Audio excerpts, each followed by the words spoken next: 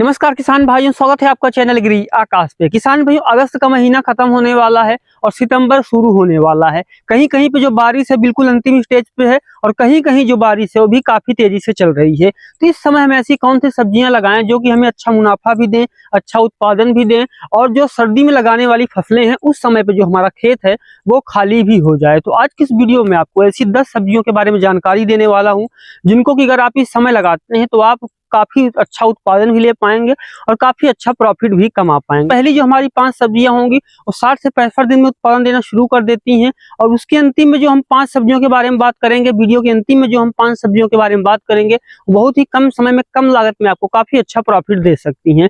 तो कौन सी सब्जियां हैं इसके बारे में पूरी जानकारी सही विधि समझने के लिए इस वीडियो को आप पूरा देखिएगा। चैनल पर पहली बार आए हैं, चैनल को भी सब्सक्राइब कर लीजिएगा क्योंकि यहाँ पर मैं आपके लिए खेती बाड़ी से जुड़ी हुई ऐसी ही महत्वपूर्ण वीडियो बनाता रहता हूँ।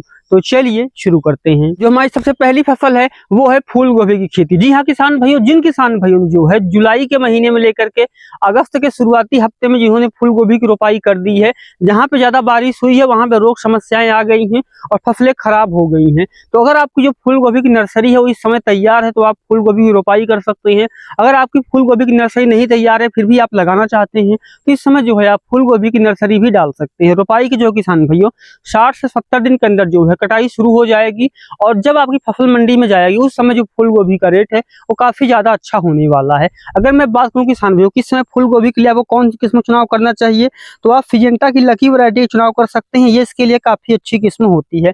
अब बात आती है कि फूल गोभी की खेती अगर हम इस समय करते हैं तो कौन कौन सी समस्याएं आने वाली हैं। देखिए, अगर आपके यहाँ बारिश खत्म हो गई तो बहुत ज्यादा समस्याएं नहीं आएंगी, लेकिन अगर बारिश हो रही है तो आप बेड विधि से खेती कीजिए, समय समय पे स्प्रे करते रहिए। जैसे ब्लाइट हो गया, इन तरह की जो समस्याएं हैं वो इसमें ज्यादा आती है। मुख्य रूप से 2 समस्याएं ज्यादा आएंगी, पहली है जड़ गलन और दूसरी है ब्लाइट। अगर इनसे आप बचा ले गए तो आपकी जो फूल गोभी की फसल है उससे आप काफी अच्छा उत्पादन ले पाएंगे। किसान भाई, जो हमारी दूसरी फसल है वो है बैगन की खेती। अगर इस समय आपकी नर्सरी तैयार है तो आप बैगन की रोपाई कर सकते हैं। बैगन एक ऐसी फसल है जो कि किसान भाई रोपाई के जो है 60 से 70 दिन में जो है उत्पादन देना शुरू कर देगी।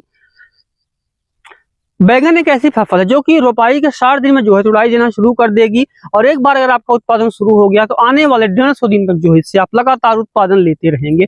बैगन में किसान भाई आपको रेट कम भी मिलता है और उत्पादन अच्छा होता है तो फिर भी यहाँ पे जो है आप काफी अच्छा पैसा कमा सकते हैं। तो अब बात आती है कौन सी चीजों का ख्याल रखें और कौन सी किस्म लगाएं। देखिए, अगर आप इस समय बैगन की खेती कर रहे हैं तो आप उसको सेमनीज की जो है मंजरी किस्म का चुनाव कर सकते हैं।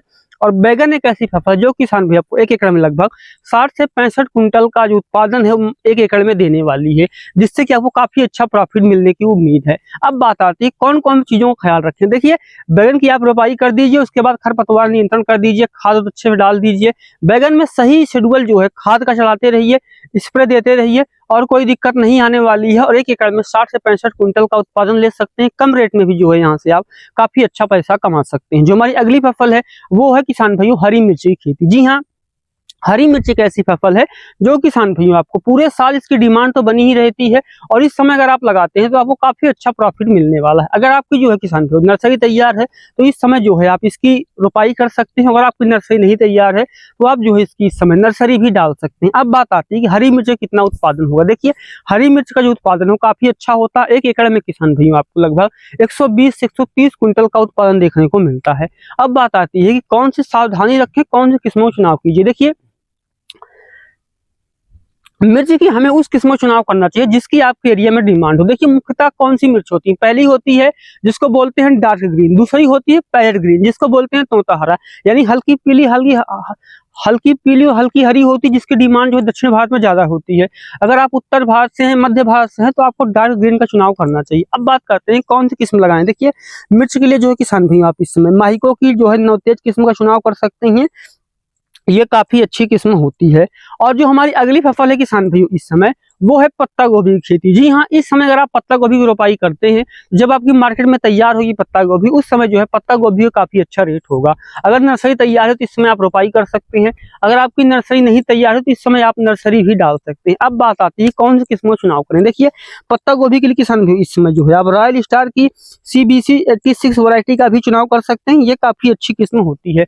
जो हमारी 5वीं फसल है किसान भाई वो है टमाटर की खेती। जी हाँ, बहुत सारे किसान भाइयों ने अगेती में टमाटर लगाया है, लगातार होती बारिश उनका जो टमाटर है वो खराब कर दिया है और जो ऊंची जगह पे थे बच भी गए हैं उनमें रोग और समस्याएं आ गई हैं। तो इस समय जो किसान भाई आप टमाटर की रोपाई कर सकते हैं अगर आपकी नर्सरी तैयार है।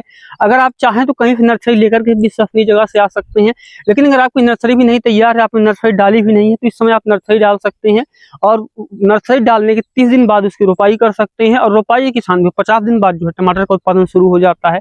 तो यहाँ से भी आप काफी अच्छा पैसा कमा सकते हैं। अगर मैं बात करूँ टमाटर के लिए आप कौन सी किस्म चुनाव कर सकते हैं, तो टमाटर के लिए किसान भाई सिजेंटा की साहो 3251 वैरायटी का भी चुनाव कर सकते हैं, जो कि काफी अच्छा उत्पादन देने के लिए जानी जाती है। अब हम कुछ ऐसी सब्जियों के बारे में बात करते हैं जो कि इस समय आपको कम लागत में काफी अच्छा प्रॉफिट देने का मादा रखती हैं। उनमें जो हमारी पहली फसल है वो मेथी शाक की खेती। जी हाँ किसान भाइयों, मेथी शाक एक ऐसी फसल है बुआई के मात्र 25 दिन में कटाई देना शुरू कर देगी। बेल विधि से खेती कीजिए, खाद वाद डाल दीजिए, फनफूद नाशक का स्प्रे करते रहिए। इसके अलावा निराई गुनाई के सिवा आपको कोई काम नहीं करना होता। इसमें कम लागत में कम मेहनत में जो है तैयार हो जाएगी। और 1 किलो जो हरी मेथी का रेट है वो 60 से 70 रुपए किलो आपको देखने को ही मिलेगा। लेकिन अगर आप इस समय लगा देते हैं तो 100 से 150 रुपए किलो का भी रेट देखने को मिलेगा।